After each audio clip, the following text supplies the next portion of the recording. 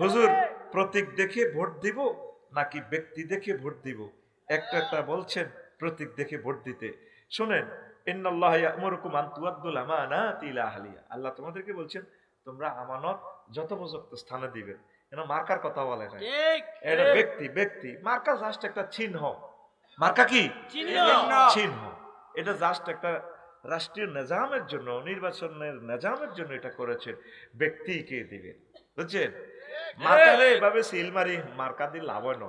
ব্যক্তি মার, ব্যক্তির গার মধ্যে সিল মারবি, ব্যক্তির গার মধ্যে সিল মারবি, আর ব্যক্তির যে পেপার তার মার্কা হিটার মধ্যে হিটারে মারবি।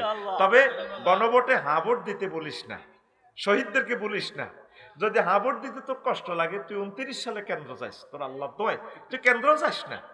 তোর ভোট থেকে জাতি ফানা চায়, তুই একটা ক্যান্সার জাতির। কি ক্যান্সার? হ্যাঁ ভোট দিবেন, হ্যাঁ ভোট।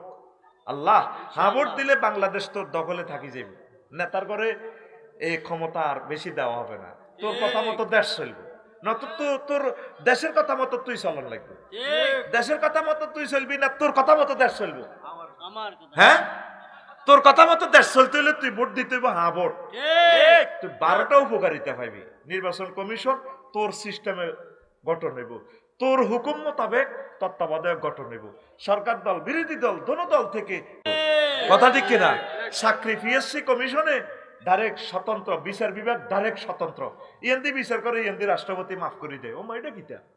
তখন ওই পদগুলো লিবারেল পার্সন আসবে ইনশাআল্লাহ। আমিন ক কিবোর্ড কিবোর্ড। এ জাতির দুশ্মন, এরা না ভোট দিবে, এরা দেশ মাতৃকার দুশ্মন।